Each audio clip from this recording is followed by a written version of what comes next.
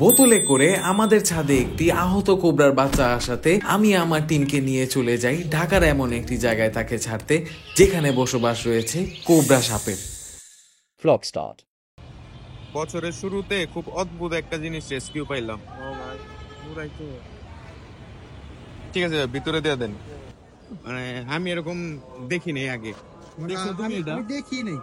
তো আমরা ছাদে যাই, বাকি আপডেট যেটা আছে রাফিদ ভাই দিব। টানা।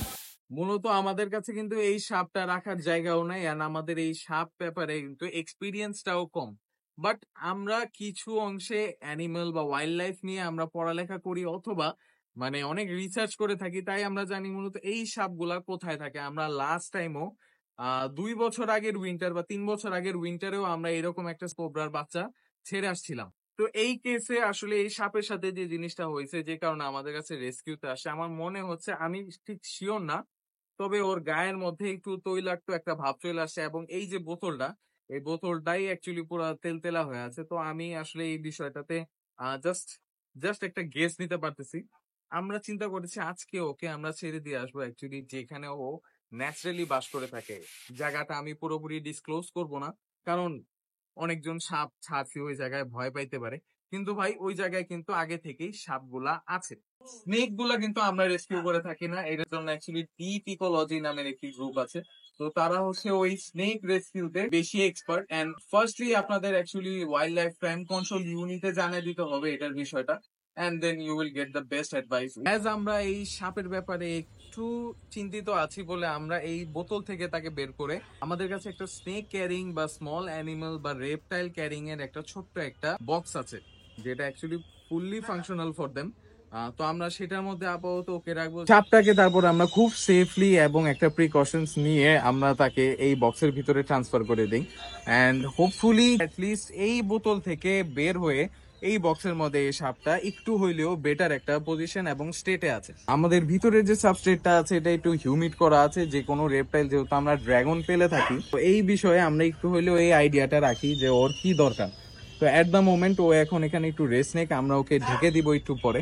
যেহেতু আমরা স্নেক গুলা রেস্কিউ করে থাকি না, আমরা কিন্তু রেস্কিউ করে থাকি চিল পাখি, পেঁচা পাখি এবং নানান যে কোনো পাখি। তো এর সাথে আমি যখন wild life crime control unit এবং ডিপ ইকোলজিকে আমাদের এই স্নেকের ব্যাপারে আমি যখন জানালাম, তাদের থেকে আমি কিছু ডিসিশনের অপেক্ষায় ছিলাম যে জায়গাটা কোথায় হবে এবং আমি যেটা চিন্তা করেছি সেভাবে কি তাকে ছাড়া যাবে নাকি, মানে গোপনীয়তাটা। তাদের থেকে অ্যাকচুয়ালি রেসপন্স এবং ডিসিশন আসতে আসতে অনেক রাত হয়ে যায়, তাই আমি আমার যে পাখিগুলো আছে তাদের খাবার টাবার শেষ করে আমরা ভাবি নেক্সট দিন আমরা সকাল সকাল চলে যাব এই কোবরা বেবিটাকে ছাড়তে। দোয়া করবেন আমার সব এই পাখিগুলোর জন্য এবং hoping best for the cobra. তাই আমরা সোজা চলে যাচ্ছি নেক্সট দিনে, যেদিন আমরা ছেড়েছি কোবরা সাপটাকে।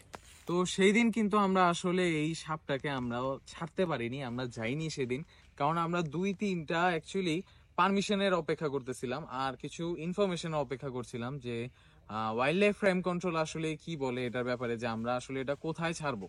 তো আমরা তাদের সাথে কথাবার্তা বলে আমরা আজকে চলে আসছি এই একটা জায়গায় যেখানে কোবরা সাপগুলো আছে, এখানে খুব ভালো ব্রিডিং করতেছে এবং এখানে পপুলেশনটা ভালোই।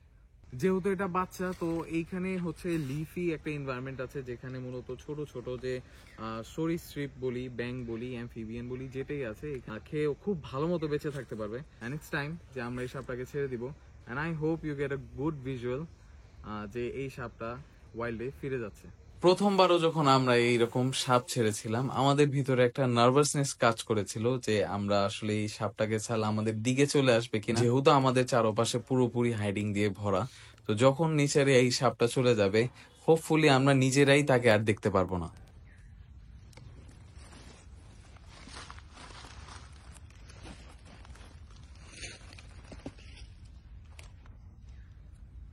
বক্স থেকে বের করার জন্য যখন আমি এই সাপটাকে লাঠি দিয়ে হালকা একটু টাচ করে দেখাই, বেবি কোবরা যে একটা স্টিল কোবরা, সে তার এই প্রদর্শনীটা আমাদের পুরোপুরি দেখা দেয়।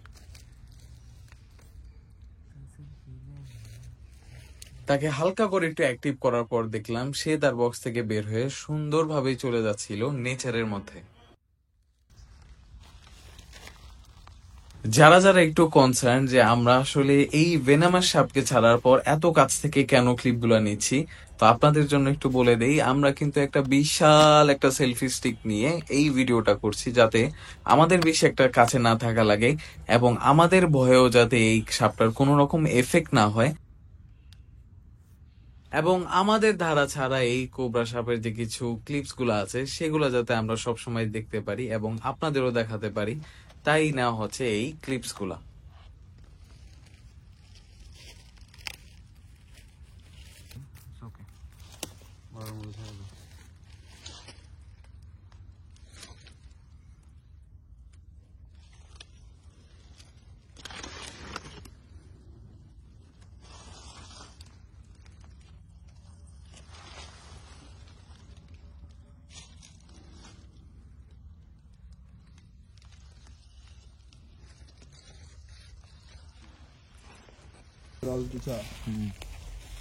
আপাতত ঠিক এই জায়গার ভিতরে আমরা এই সাপটাকে ছেড়ে দিয়েছি and to be very honest সাপটা এই মুহূর্তে কোথাও চলে গেছে and we don't even know. তো ইটস সেফ যে আমরা এই জায়গা থেকে বের হয়ে যাই and get back to the next journey.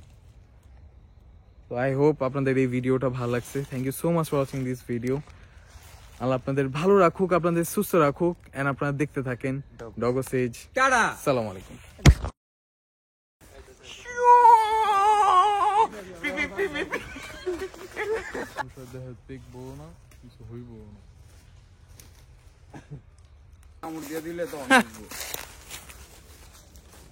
একটা হ্যাবিটেট আছে তাদের এখানে।